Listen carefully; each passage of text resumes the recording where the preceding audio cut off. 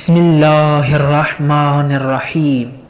شروع اللہ کے نام سے جو بڑا مہربان اور نہایت رحم کرنے والا ہے۔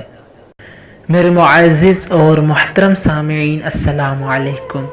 آج ہم آپ کے سامنے مومن کی روح کیسے قبض ہوتی ہے اس پر بات کریں گے۔ بسم اللہ الرحمن الرحیم۔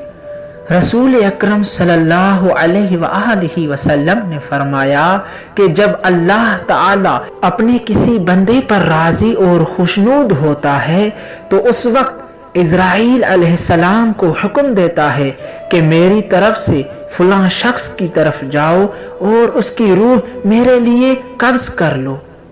اور اس کے بعد رسول اکرم صلی اللہ علیہ وآلہ وسلم نے فرمایا کہ اللہ تعالی فرماتا ہے، اے عزرائیل، میں نے اس مومن کا امتحان کر لیا ہے اور میں نے اسے امتحان میں کامیاب پایا ہے اور مجھے اس سے محبت ہے۔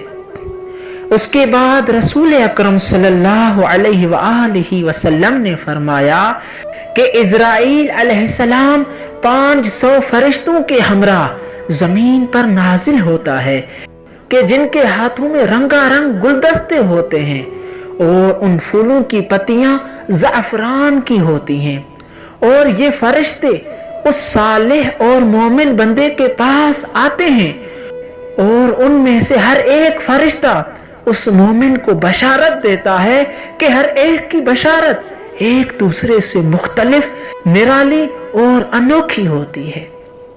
میرے معزز اور محترم سامعین، ہم نے آپ کے سامنے آل محمد علیہ السلام کے پیغامات میں سے ایک پیغام کو پیش کیا ہے، اور آخر میں آپ دوستوں سے گزارش ہے کہ اس پیغام کو دوسروں تک پہنچائیں اور اس چینل کو سبسکرائب کریں تاکہ علوم آل محمد کو پھیلانے میں ہماری مدد کر سکیں۔ اللہم صلی علی محمد وآل محمد وعجل فرجہم۔